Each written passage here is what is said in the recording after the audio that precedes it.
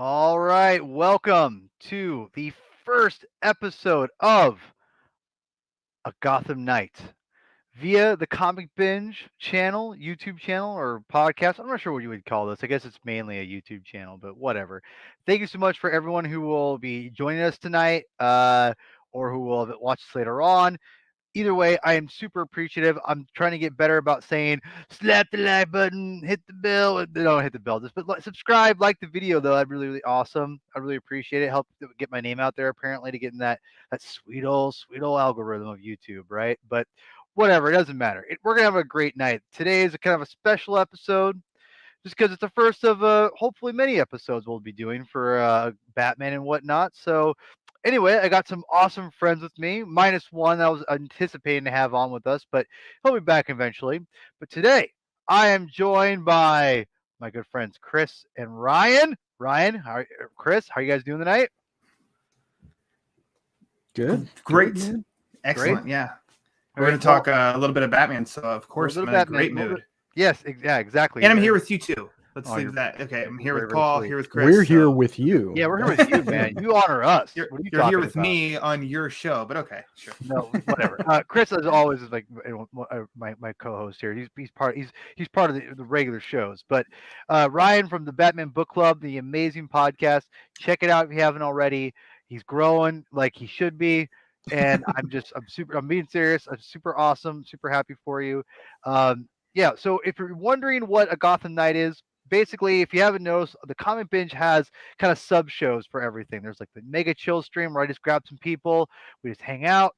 Then you have maybe like the sci-fi comics when I was doing with Ridgetop from over in AVP. We're covering aliens comics, and that's where a lot of the science fiction heavy stuff will go on. And then I've got other things like the MCU required reading, things like that are just gonna. I have like sub shows on the channel that I like to do, and for me, Batman's always going to be one of my favorite characters, and I felt it was a great time to launch this idea I had for a Batman centric series of episodes for now and in the future called, and I figured out a name called the Gotham Knights. And so basically anything under Batman, that means not like Superman, that doesn't really count, but like Batman centric, like Red Hood, Robin, the Birds of Prey, Harley Quinn, Joker, all that stuff will go under these episodes. So we'll have a playlist going.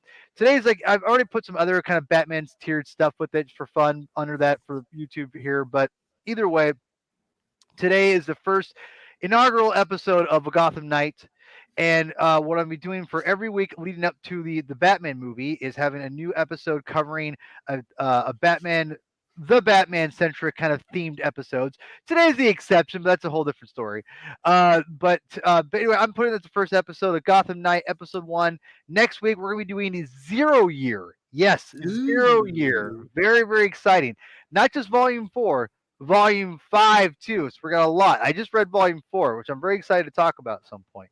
But I've got a couple guests lined up for that besides Chris, obviously. Chris, go ahead. You want to comment? It's referred to as Volume 4 because he's reading it in the original collected order. So Yes. volumes 1, 2, and 3 consisted of Court of Owls and Death of the Family, and then you get to 0 year. So just wanted to clarify.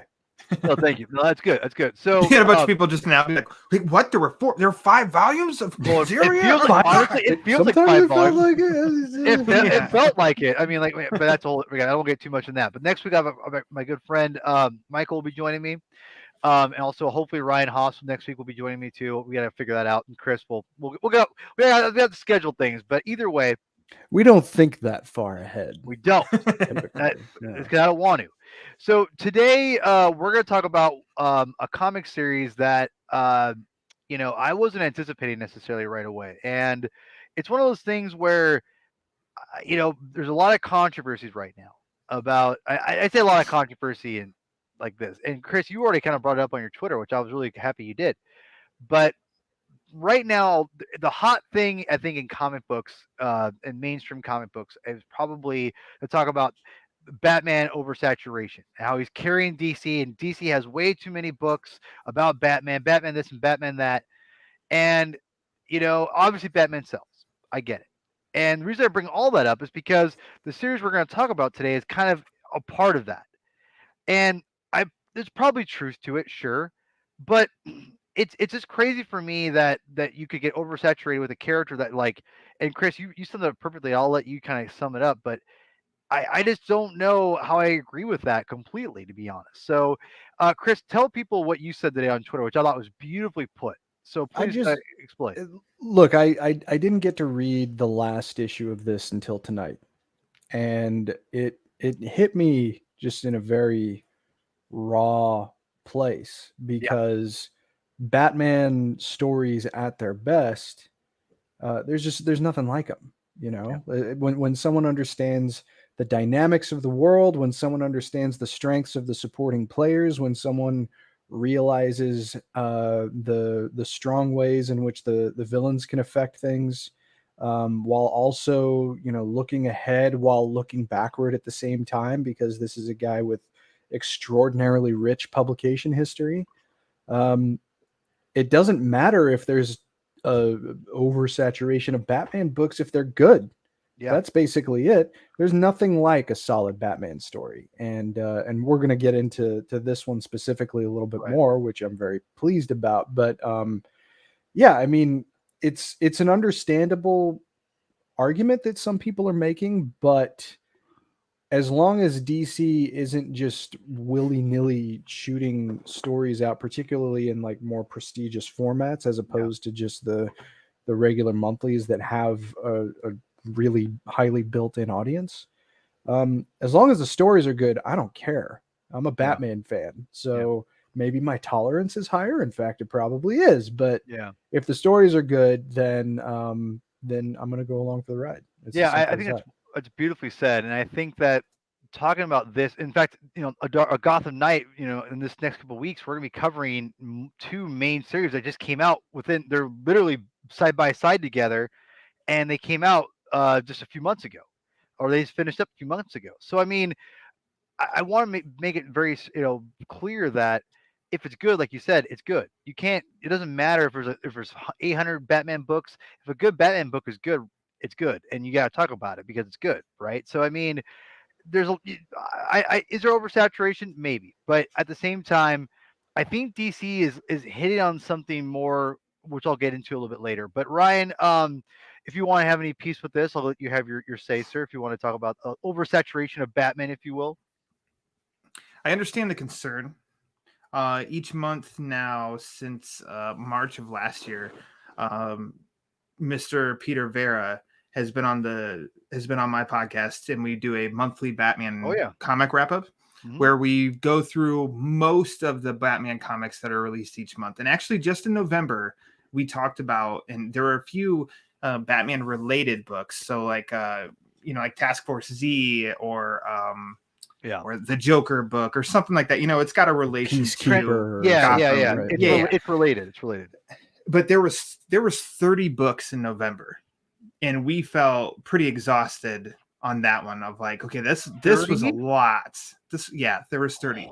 But that is by far the peak, and December was quite a bit lower, and actually January was quite a bit lower. So that just happened to be a month where everything kind of overlapped, in which that month there was a lot. But the fun thing was that we read pretty much all of them, and most of them were good. So kind of as Chris is saying too, as long as it's good, then okay. Well, and also, I mean, November. So if you do the math, that's what, like 4 months later, you're gonna have a ton of new collected editions, right? As a for movie's coming out. in March. Yeah. Well, yeah, Yeah. and that's a great segue because what we're going to talk about today is, I think, totally feels like it was created and made like Batman Imposter, but almost created and put, or was not created necessarily. I won't go that far, but it was put out strategically to be a trade for the movie when it comes out. That's the way. Even though it doesn't, I don't think this ties into the movie by any means.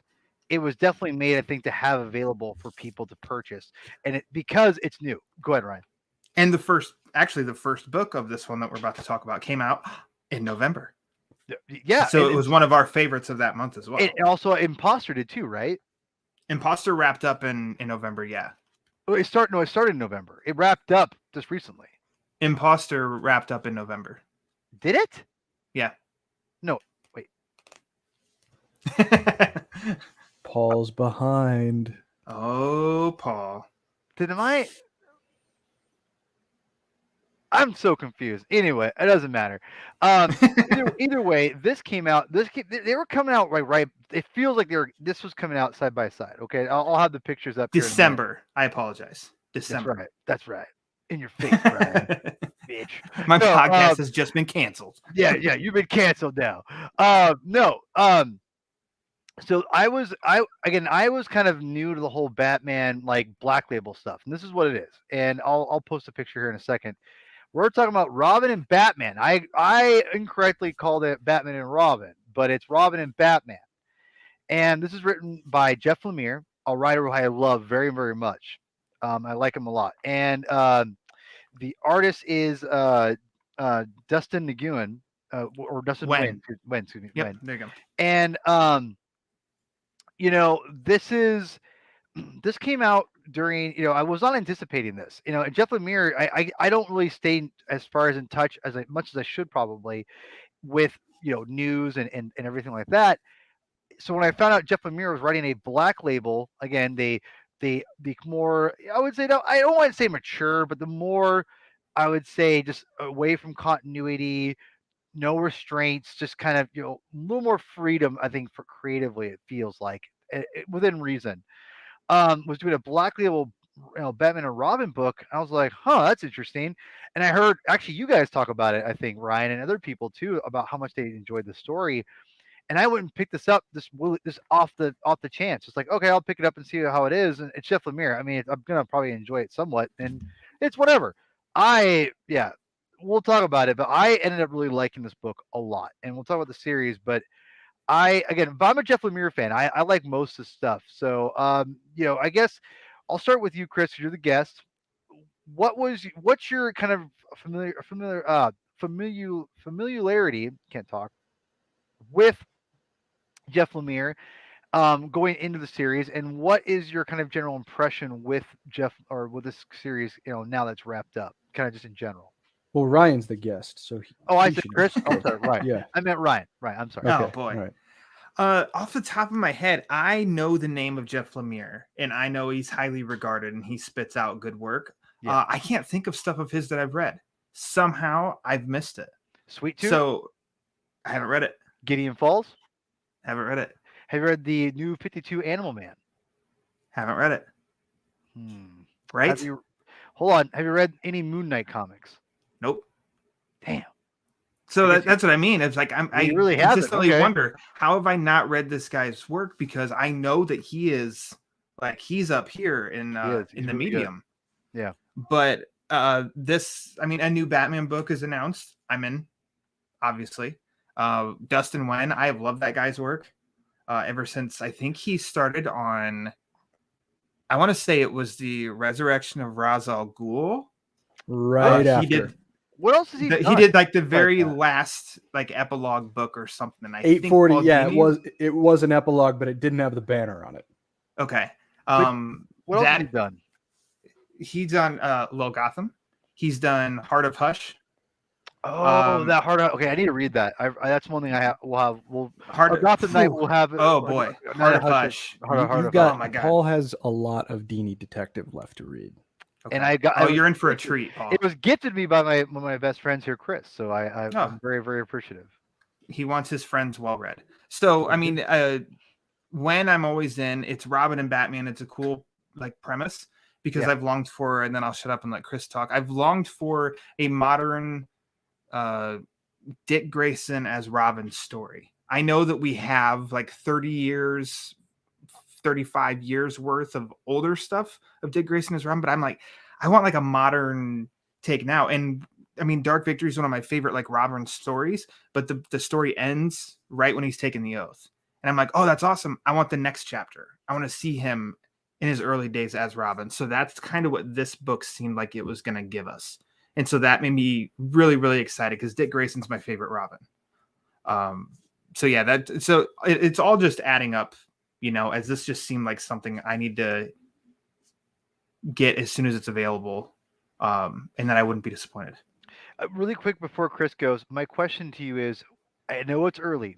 Where does it stand to other Robin stories that you may have read before, and is it a front runner for like a top five? Is it a favorite automatically? Where does it stand at this moment? I know you need time to have these things kind of look and see how where they stand, but right now off top, where does it stand with other Robin stories for you?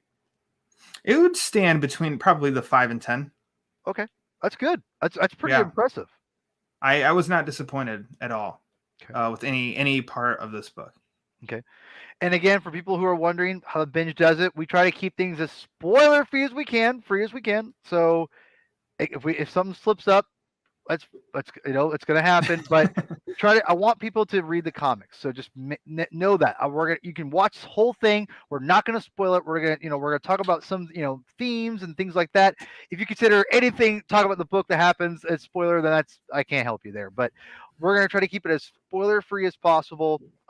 Talk a little bit about stuff. But Chris, what's your take of Jeff Lemire? I know you've read some stuff, but take of Jeff Lemire and kind of your general impressions of the book, kind of now that you've read it, you finished it tonight. I like Jeff Lemire a lot, and I really have since. I mean, I checked it. I haven't read all of Sweet Tooth, but I was kind of there when it started as a retailer, so it was a really interesting book, and he's got a very stylistic take on just his layouts and his pencils. So he's a talented artist in addition to being a talented writer. Mhm. But it was really New 52 Animal Man that made me stand up and pay attention to him a little bit more. He and Scott Snyder got into a really solid groove between the crossovers that they would do between Animal Man and Swamp Thing. So that was a lot of fun, and it's a whole other corner of the DCU that a lot of people don't normally pay as much attention to. And they really helped to revitalize the balance between the red and the green, and Animal Man just wasn't afraid to be creepy either. You had Travel Foreman artwork there in the beginning, so it was almost like a Francis Bacon painting whenever you would open up a new issue for that. But Lemire, I know when I kind of dropped out a couple of years after the New 52, I know that he jumped to Marvel for a little while, and then he also had some more Justice League family style books, and I didn't read any of that stuff. So this was probably the first Jeff Lemire book that I've read since near the end of his Animal Man run. You didn't read in the Moon Knight run? I didn't read his Moon Knight. Oh, No. you're sweet summer child. Oh, you Well, guys hey, both. maybe we Revenge. can do that. Oh, We'll do That's that. harsh. we are. Yeah. We are. We are. Don't worry. But Continue. I have a lot of expectations when it comes to an early Dick Grayson story, because like Ryan, my favorite Robin is Dick Grayson. Really, one of my all-time favorite DC characters is Dick Grayson, and I have never understood the predilection that certain Batman fans have to discount Robin's place in the mythology. It never made sense to me, particularly in slightly more modern stories that recharacterized what he meant to the dynamic of Gotham City and what he meant to Batman himself when he came onto the scene and actually started acting as his partner. Some of my all-time favorite comic book reading experiences when it comes to just the Batman world have to do with Dick Grayson's time as Robin. More modern stories like Batman Chronicles The Gauntlet is a wonderful story with impeccable Lee Weeks artwork. And it's all Lee about Weeks. the So training that Robin goes through. And then chronologically after that, you have the Chuck Dixon Robin Year One series, which I adore. I mean, just like Batgirl Year One is really solid, Robin Year One is an awesome look at what makes him such a particularly gifted kid and a really incredible crime fighter. And also, it gives service to the balance that he provides. So coming off of stories like The Gauntlet and like Robin Year One, in addition to some other stories that have sort of retold Dick's time as Robin, like there was a pretty solid Batman and Robin annual that took place while Dick was Robin that was during the New 52. I'm still not totally sure about that costume, but either way, going into this, I had a lot of expectations attached to it, which I was afraid of because inevitably, if you build something up, what can meet those expectations. But really, each successive issue, and I think the first issue was incredibly solid, but I think it really took off for me in number 2 when the Titans came into the fold.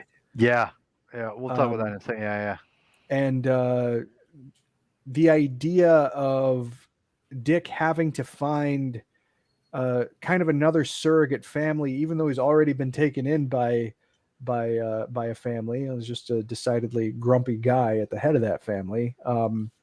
I think that the Titans dynamic is something that really doesn't have quite enough recognition in terms of the broader DC universe. I know there's a show right now, and there's varying levels of truthfulness that has hit for me in the episodes that I've watched. I admittedly haven't seen all of it, but I love the dynamic of the Fab Five, of the original Titans.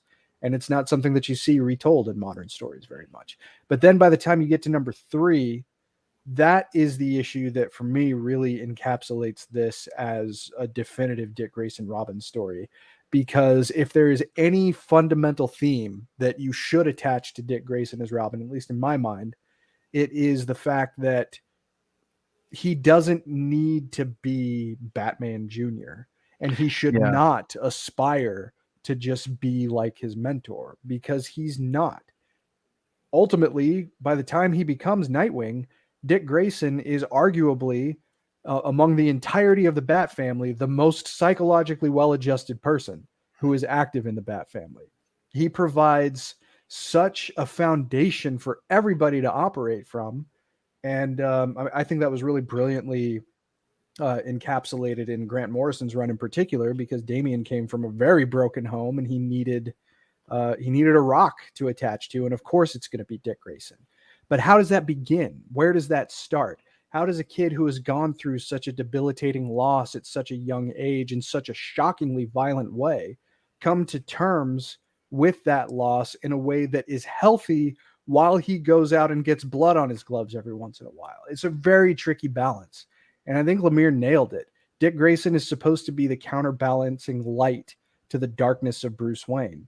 And there's just a lot to love about Dick Grayson as a character who is able to lean on the relationships and lean into communities in ways that Batman just can't and has not, and has a predilection against. So I was shocked that this story managed to hit all of those notes. It has everything that I wanted in a Dick Grayson Robin story. And it had just enough subtle foreshadowing not to be like a goofy wink at the camera. Like, you see, this is the building block of the incredible hero that Nightwing becomes. But that takes nothing away from how awesome Robin is, the original Robin. God damn. We just went to church, Ryan. Yeah, We just sign it off. we just went to church. It's God good fun. Thanks, damn. guys. I can't. All right, I guys. mean, Coming on. All right, read more comics. See you guys later. Yeah. Oh, it's damn, just, bro. there's not Damn. much else that. I mean, Batman is obviously like one of my all-time favorite characters in fiction. He's probably like very nearly at the top. But the you need to define darkness by the light that shines against it. And that's what Robin is. That's Right. what Robin is always supposed to be, except for, I mean, Damian.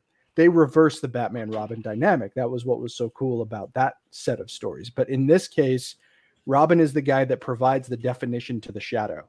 And and this story just pulls that off brilliantly. So I think you touch on something that I think is really, really well done. And the fact that Dick is the most well-adjusted of all the Bat family.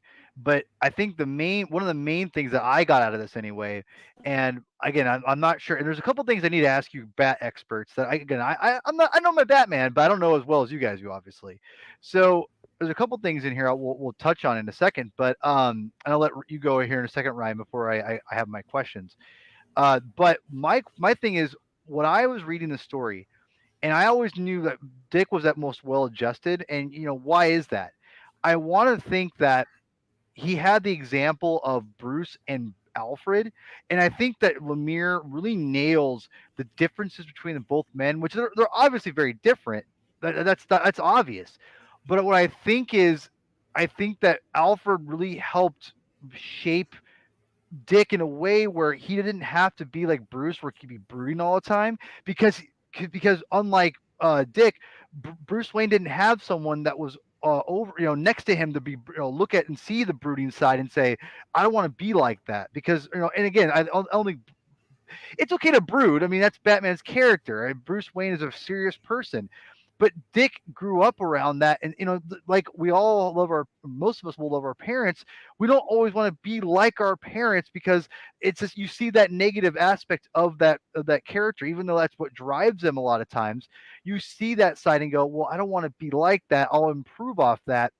I think when you have Alfred and you have Bruce together, and you have Alfred kind of showing you, this is what you don't want to be necessarily, and I think Lemire really nails that in the series, that fatherly aspect. He basically has two dads, right? And again, I don't mean that in a funny, way or anything like that, but it's what he does. He has two fatherly figures, and he learns from each one a little bit differently. Whereas Bruce didn't have that. Bruce only had his rage, and he had Alfred. That's it. Again, depending on what story you want to go with.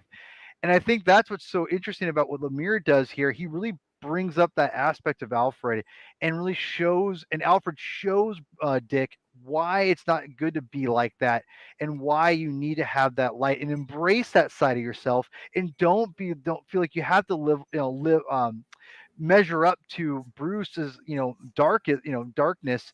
And I think that it was really nice to see that aspect was nurtured by Alfred. And again, that whole idea of really bringing the idea of fact of Bruce really, is Well, a person. so Go ahead. just quickly before Ryan jumps in, another critical component of that is Alfred, Of course, yeah, because Alfred is the guy who sees what nurturing the skill without necessarily the emotional mediation that someone like Bruce probably could have used, yeah, what it leads to.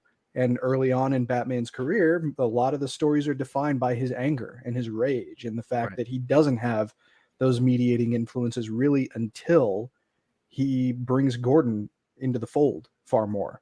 And by then, you're already really close to Dick Grayson coming in. So yeah, Alfred also understands the importance of making sure, look, I made some mistakes in guiding this young man. I'm not going to make the same mistakes for this right, one. right. Ryan, so kind of going into the main story here.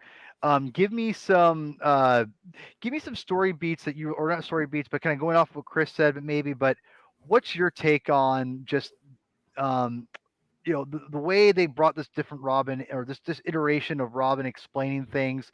um what does it compare to the other iterations of them trying to explain the origins, things like that, and things, other kind of strong points that kind of stuck out to you? I almost think a little bit, which is funny to say with Wen's kind of watercolor approach, but it almost does feel a little grittier, I Yeah, think, than previous Robin tales. And I mean, we're getting such a young Dick Grayson.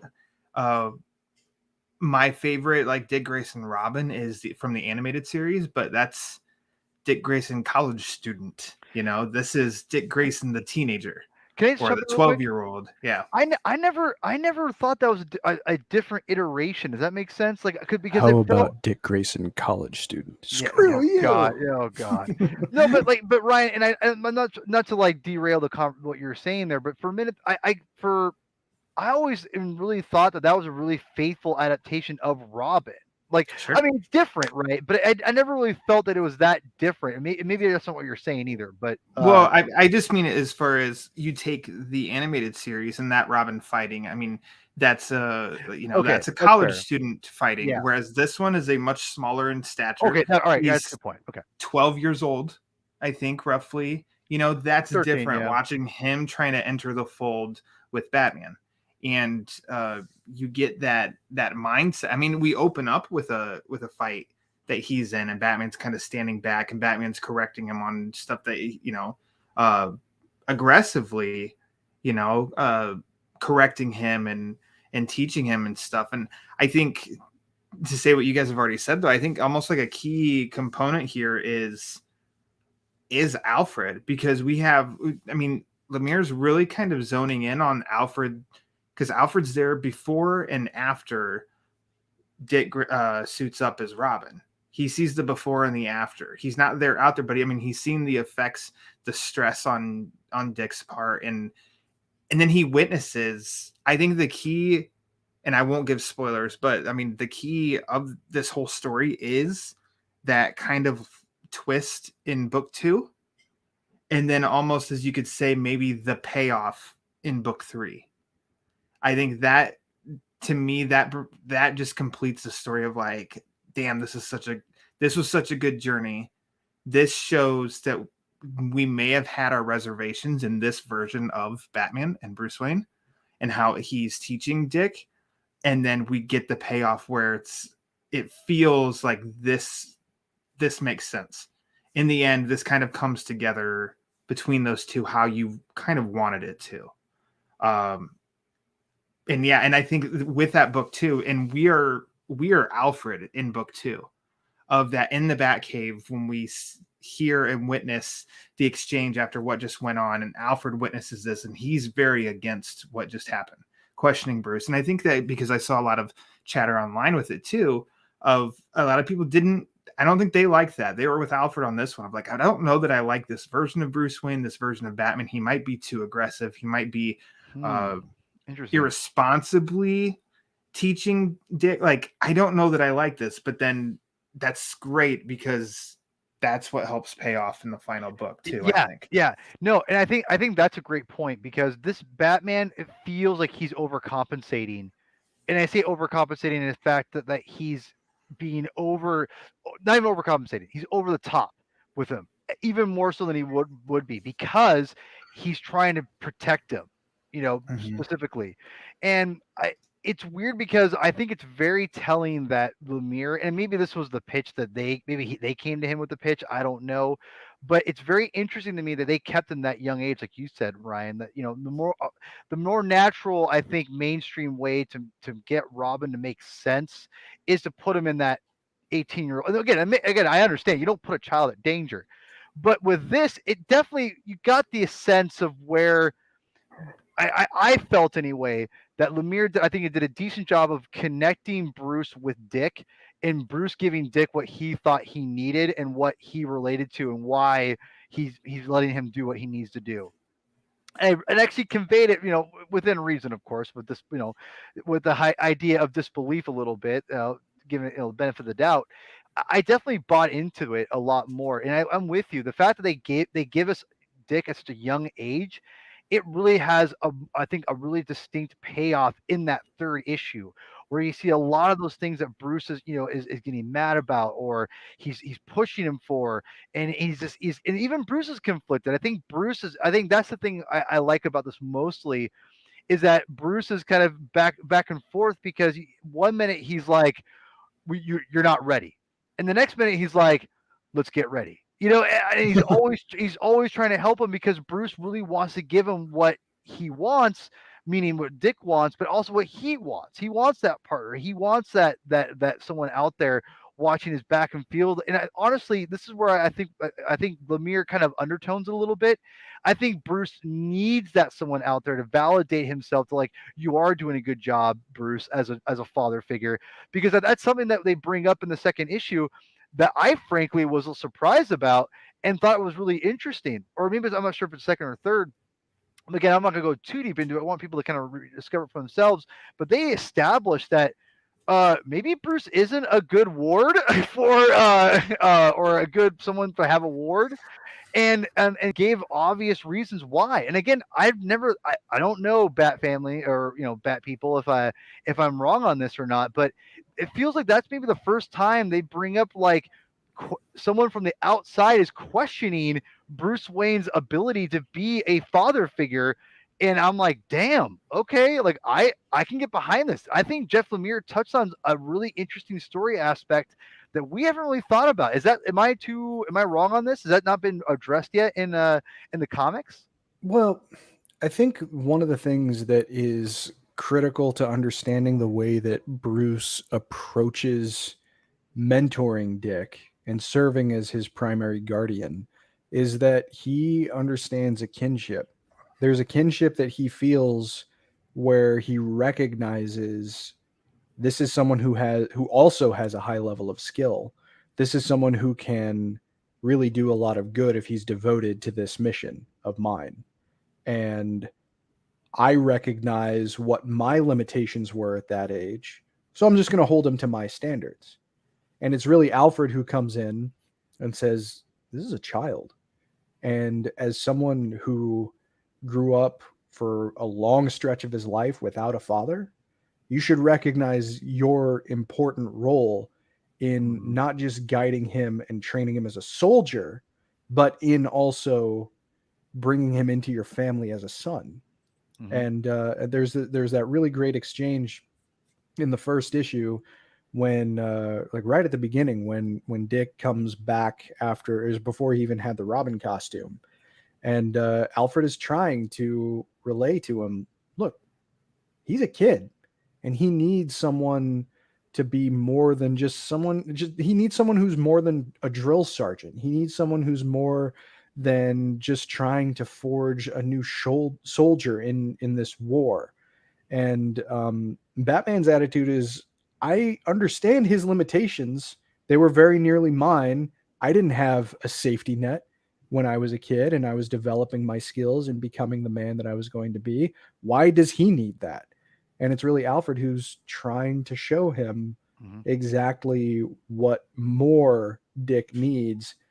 And it's at the end of the series when he actually does refer to him as son, that you start to see that this is one of the advantages that Dick had in becoming a more well-rounded person, is that Batman ultimately did realize the important role that he would play in serving not just as a mentor, not just as a trainer, but really as a father.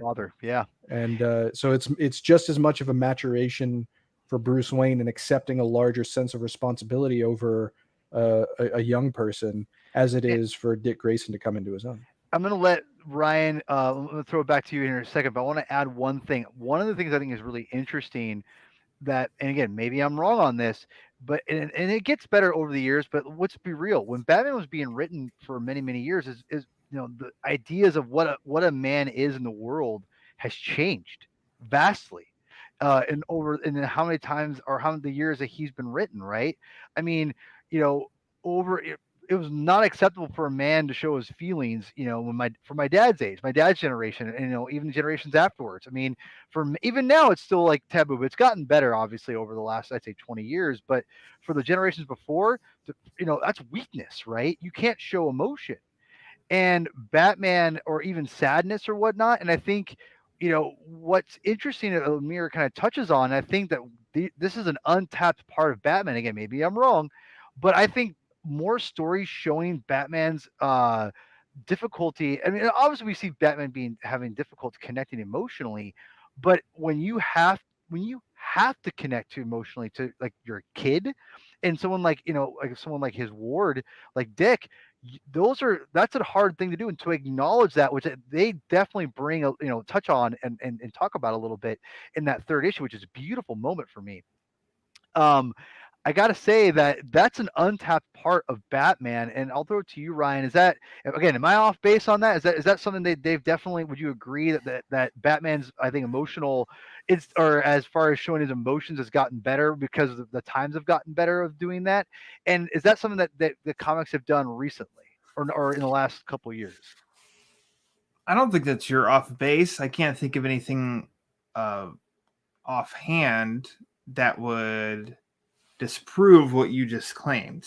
Like, I think a lot of it is, if we see something, it's almost in an internal dialogue from Bruce's viewpoint. It's never a physical act of hug or anything like that. Yeah, and he usually keeps it all bottled and contained, thinks it out himself, because that also feels like that's Batman, stubborn Batman of, I will figure this out myself.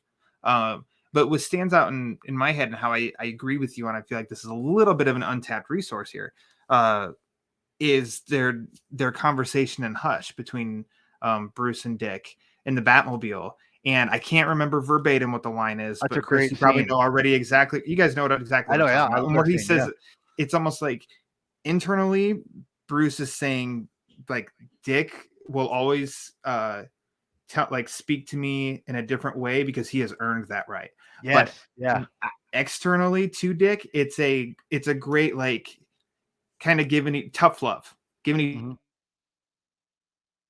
me.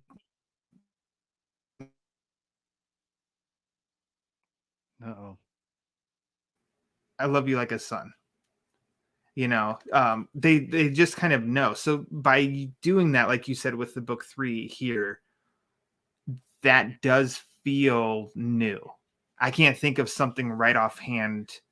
I mean, outside of I can't think of something right offhand that's completely Yeah. blunt about it, And face to face. and because I do think that's an important aspect of the character because why? Because I think what Lemire has tapped into, and I'm not sure, I'm sure it's purposeful, but it definitely feels that he's onto something here that I think is rich storytelling. Not just I think Batman being like an emotional dad, being like hugging his kids, like not like that.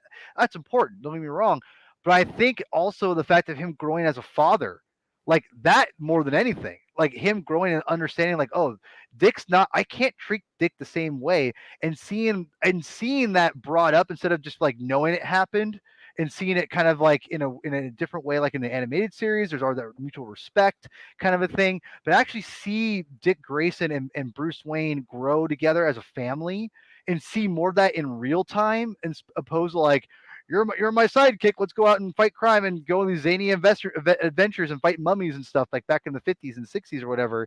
But like actually go back and really and like how this story kind of starts a little bit, showing you the progression of the relationship. I think Jeff Lemire really tapped into something that I wasn't expecting. I was expecting the run of the mill, like you've earned my right to be a sidekick, blah blah, because I feel that's what it is on the surface. But I think underneath it all, Lemire taps into something that is given even more, which is what is as far as legacy, as far as fatherhood, being a son, being a child, and I think that what does that mean? And if you are different from your family, what does that mean? And one thing I want to bring up, and I'm curious what you guys think about, is I really like the idea. And again, I'm only going by this comic book. I was taken aback of how well that that Jeff Lemire really sells Robin, and I think justifies why he dresses up in red, why he's named Robin, and it comes from a point of not just like I want to be a cool looking superhero. No, no, no. This is completely from I want to piss off my dad. I want to go off and be like, you know what? You want to be all dark and brooding? Well, guess what? I'm gonna wear a freaking the brightest thing I can find, put it on, and put my middle fingers in the air and be like, "What's up? Yeah, whatever." I love that defiant attitude of Dick and how he embraces that. And that becomes, again, another theme in the story, which I don't want to get too far into. But I really could buy into why someone would wear that red opposed to the black and darkness.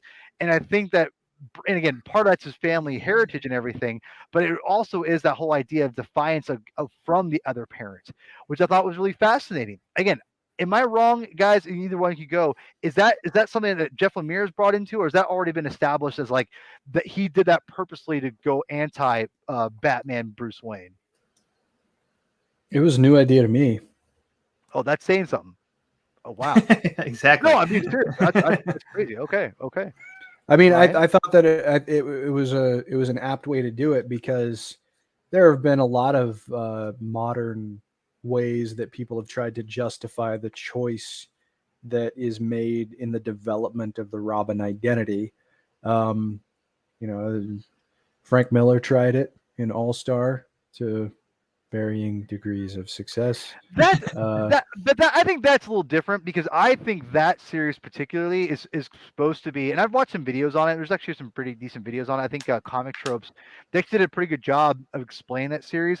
That seems like more of like not satire, but almost like it's over over the top on purpose. It's not trying to be. That makes sense. Like I feel like that's almost a complete like exaggeration of the character, and that's what it's meant to be. Not really a serious story. Does that make sense? All right. That's my exactly. that's my take on it. I'm gonna go with that. I'm going with I was like, hey, that's a take.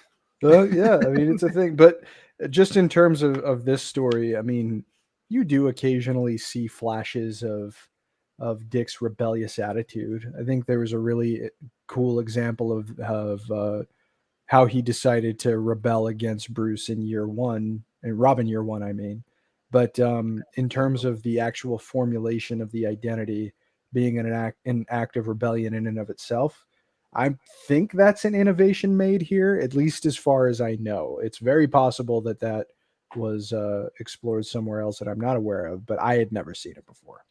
Ryan, what's your take on it? I'm curious if it's true. You guys both haven't seen it before. What's your take on this?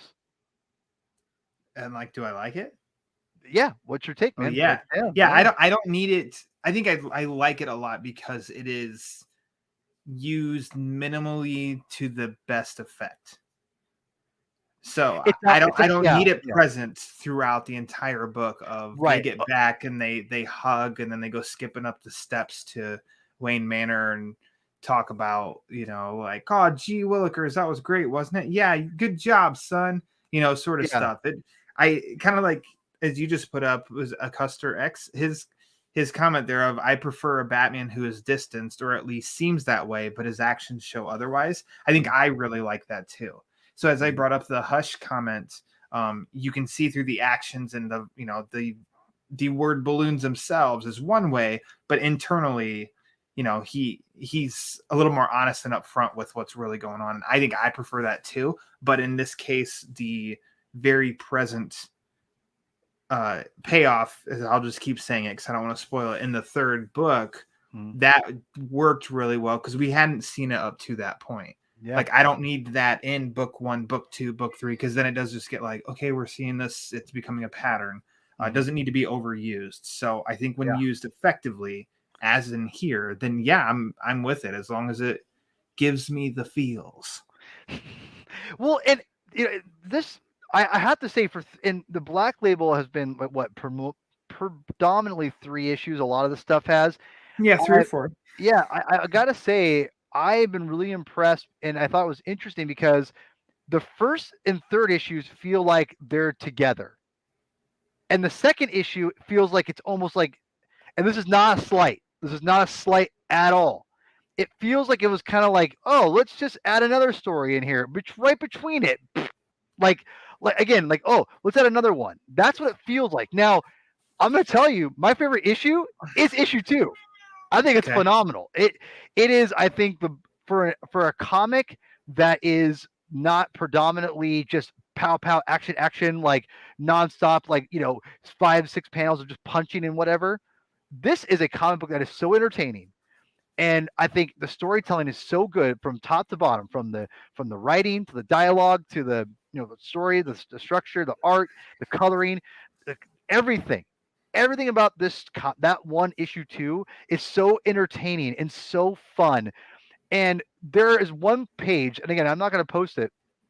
I almost did, actually. I almost took a picture. I wanted to explain it, but it's 4 panels of just Dick talking. It's basically a static image of Dick talking about breaking down what Batman wants him to, and that was so much fun to read. And you could easily just put it as one splash page of just Dick talking. How boring would that be? But the way they do it, it's the way the whole story flows and those 4 panels go together. That's the medium, baby. And that's how it works. And it works so well. And I'm so impressed that Lemire and Dan Wynn can convey so much in doing so little. And there's things that happen a lot in it, but it's just not action packed. But it's one of the best, I think, Robin stories I've ever read. And this whole comic series is, but that issue in particular really conveys to me the again, bringing in the Teen Titans and bringing in the ideas of Batman, marrying that superhero world with the dark gritty and putting it together was really, really well done. I gotta say, I was really impressed with that comic specifically. I think because that book 2 takes you on such a ride, because you get that introduction of this version of Batman and Bruce, and you're kind of like, man, is he really this way? And then you get book 2 where it starts to seem like, yeah, he is. But then you see like, oh, look at this is kind of warm and fuzzy. Look at okay, that's not okay, that's nice. And then you get back oh no, he is like that. Maybe he's even worse. And then therefore we see Alfred's reaction to that, and we're kind of right there with him. Yeah. And so I think that's why that issue, book 2, I think is what they call him, with Black Labels a lot. It's book 2, which is just it's what a ride, because you are like woo woo woo It, woo woo. yeah, it's so weird because when I read those issues, I read them. I read the first one, and then I read them all, back to back this last week or a couple weeks ago, and I was like, I couldn't believe how good that second issue was. I'm like, Yeah. wow, it's so different after reading all of it. I'm like, dang, that second issue is so like kind of out of left field, but it's so good. But it really is necessary, right? A couple quick hitters before we wrap up here. One thing I'll just say, I like the connection with Killer Croc. I'll just leave it at Yeah. that. Was not expecting that. Really thought it was cool. Anyone want to just kind of quick hitter on that? You or Ryan? Chris? Yeah, I mean, Croc. Don't say what as it a is. vi- Don't say what it is. What? Don't say, just don't reveal what the connection is in the story. No, I won't. Okay, sorry. Go ahead. My fault. Just as a villain, I think Croc is generally underutilized. I agree. Because he's almost, in some respects, in a story that uses him well, he could be arguably the perfect Batman villain, because he is so defined by a trauma and an affliction that he cannot control, but he also took that into an entirely different direction.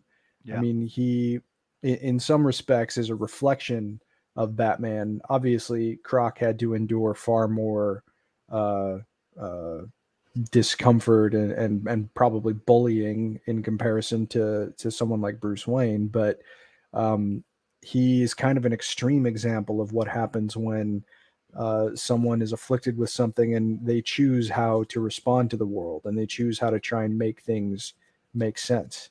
And Croc made his choice and he decided to devote himself to a very destructive path. So just in general, if a story can find the nuances inherent in Croc's personality instead of just having him serve as a monstrous brute, then I like that. I like when creators punch a little bit higher and try to develop the potential that is certainly there on the psychological side. So I enjoy that. Something else that's kind of related to what was discussed a little bit earlier, just in terms of Batman's outlook. I think it was in 2012, maybe it was 2011, maybe it was right when things kicked off. When Scott Snyder first started his run on Batman, he described Batman in a way that I thought just made absolutely perfect sense, that I had never really thought to apply to him before, when he said Batman's an unreliable narrator. And that's absolutely the truth, because there is no one who is arguably more emotionally dishonest with himself than Bruce Wayne. Like, he's feeling these things. He's feeling the pressure. He's feeling the stakes in all of these ways internally that he just does not choose to express. But he even denies that he feels those things sometimes. And Snyder took that very far in Death of the Family, when he kind of had to rationalize how he does actually kind of fear the Joker. But that also extends to, I think, some of the perspectives that you see Bruce develop in terms of how he's parsing out what his parenting is going to look like. Yeah.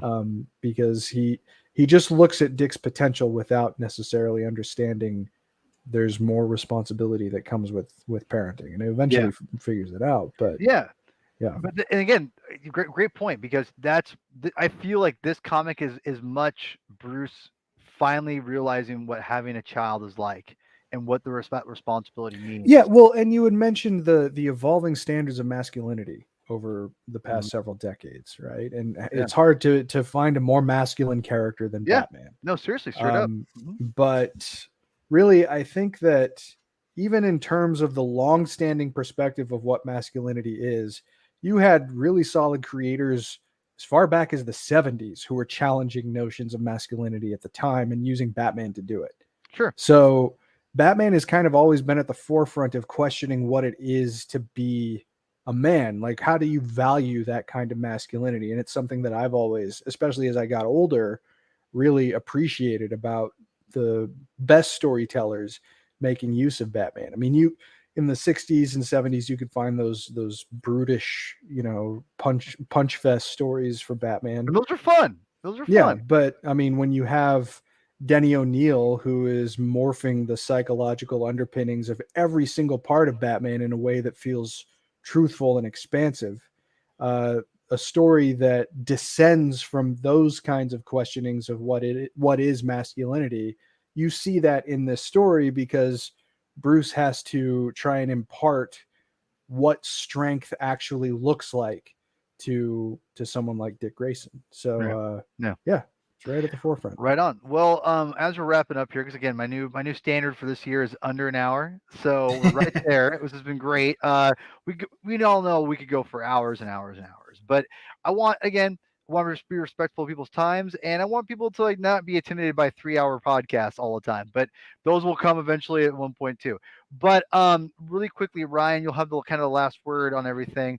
Anything you want to add on this story in general, or we haven't talked about before we leave?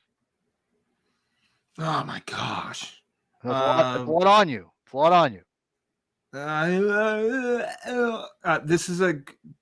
This feels like it could take place right after Dark Victory, I think. That's cool. Yeah. I do love the art style, and I do like the use of Killer Croc because, as Chris said, he's underutilized. But they make sure to make all the pieces fit to where he does connect to the story. He does make sense. And so I do love that they used him and they didn't use, I love the Batman villains, but I love that they didn't use Joker, Penguin, Two-Face, Riddler. They used, that's the A team. They did go to the B team with Killer Croc, and I do like how they used him. And they used him really creatively. Yes. Really creatively, which I was really impressed with. Again, Jeff Lemire is just, he's a phenomenal writer, and I'm really impressed that he really tapped into something. He tapped into something here. And again, I was not expecting this book to hit me on an emotional level. And I mean, granted, being a new father, that's going to happen. But I think a little bit, but I think we talked a lot about it here already. I think Jeff Lemire is onto something that maybe I'm not sure if this is an editorial thing that he pitched or what they pitched to him or he pitched to them. What, I don't know. He had this apparently, I think, on the AIPT Comics podcast. They talked to Dustin Nguyen, and Dustin Nguyen said Lemire has scripts written, and then it's almost like just pulls them off the shelf, and then it's like, hey, that's awesome. I've got this story, and I think he led us to believe that's kind of what happened with this. He had this. You know what? That would fit the idea that Titan story. Either way, is it's not a bad thing, but it definitely fits in a very odd way in that middle right there because it feels like 1 and 3 are ones. It's one like the thick, double page, double size issue, but it feels, and again, not in a bad way. It feels like they put that Titan story, which is still my favorite part. It's my favorite part of the comic or miniseries. It feels so kind of independently of itself, but I love it. So I think it's a great series. I would love to keep it going. I'm sure they'll probably come back. It seems like it's been pretty successful for the most part. So So anyway, the first episode of a Gotham Knight is in the bag. It's in the bag, guys. We did it. And again, really exciting. Today, it was not supposed to be the first episode of a Gotham Knight. It wasn't really supposed to be the first episode on the road to the Batman. But I was sick last week. My daughter was sick. I couldn't make it. We had to cancel. We were supposed to do this last week, but we ended up doing it today. A lot of fun. Ryan, thank you so much for coming on, man. Like you are one of my favorite people here, and I mean that. I mean that. Like you're awesome. Chris knows I talk about you all the time. I think you're great. Stop it. I'm being serious. And I've just been so impressed with Batman Book Club, and I know you just crossed 900 followers on Twitter. That is amazing, bro. Like that. I've been telling you all the time, man. You're just gonna blow the hell up in a few months. Like you are. I'm telling you, you're gonna blow the hell up. And it's already starting to happen. I'm like, yeah, 900 already? Damn, bro. Like, you're growing. It's great. It's fantastic. And it couldn't happen to a better, nicer guy. So thank you so much for coming on, man. I'm being serious. Thank you for coming on and joining us, sir. Thank you for the invite. As I told you, I thought it was just you and I doing this. Then I found out Mr. Chris Clow here also was going to take me to school, and I would rather have no other professor. So Take you to school? No way, man. I appreciate it. Happy to be here with you two guys. It's a lot of fun, especially getting to talk Batman. Yeah, I'm among an equal or a better. Yeah, you don't have anything to learn. And where? Sorry, Chris, really quick. Where do people find you on and follow all your awesome content at, sir? Batman on Film. I do a ton of Batman comic reviews there, as well as some fun interviews and posts and such. And then my podcast, The Batman Book Club, you can follow on Twitter, as you see. Let's see if I can do this right. Right there, at the Batman BC on Twitter.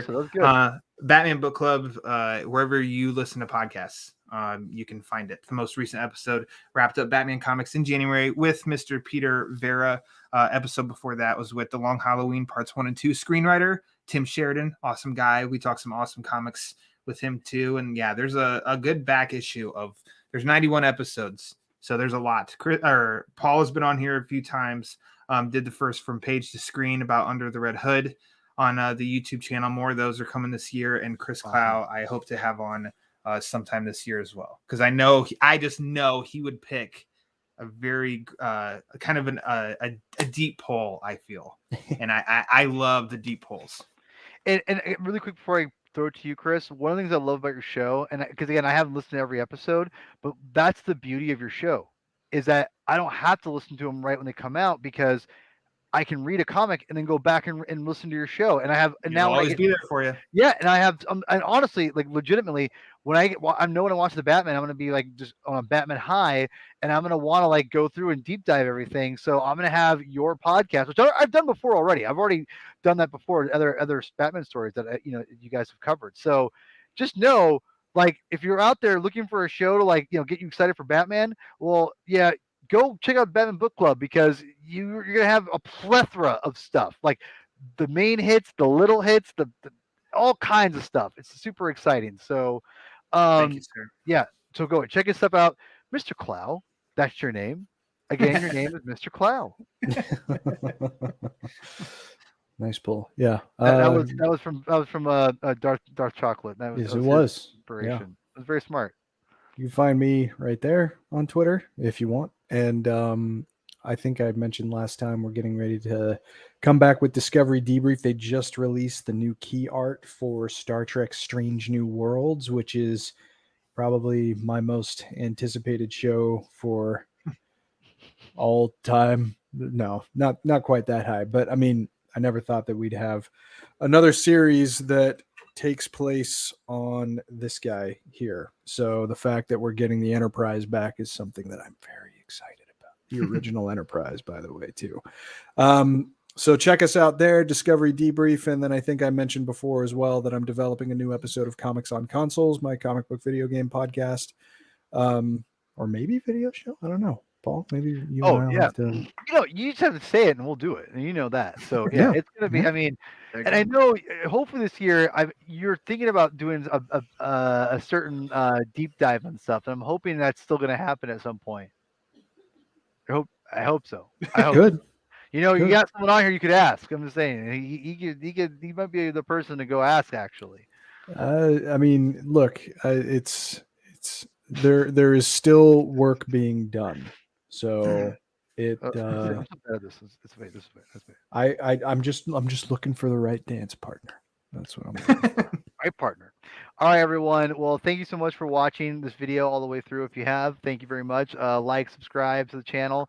Again, I'm doing this for love of comic books, love of the medium, and superheroes is what we talk a lot about, because that's a good chunk of the medium, but I grew up on that and I love it. So if you have recommendations, hit me up on there. Follow me on Twitter, Herman22 with 2 N's, aka P-Thug. Also follow us on Twitter for the Comic Binge. TikTok, I'll eventually get on there, but I've been more active on Instagram.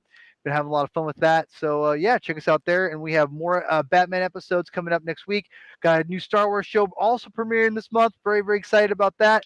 We'll be talking about the Book of Boba Fett. But yeah, so lots of comic book reading. Very excited. So Chris, take us away, my friend. Read more comics. Yes. Thank you. All right, guys. Good night, everybody. Bye.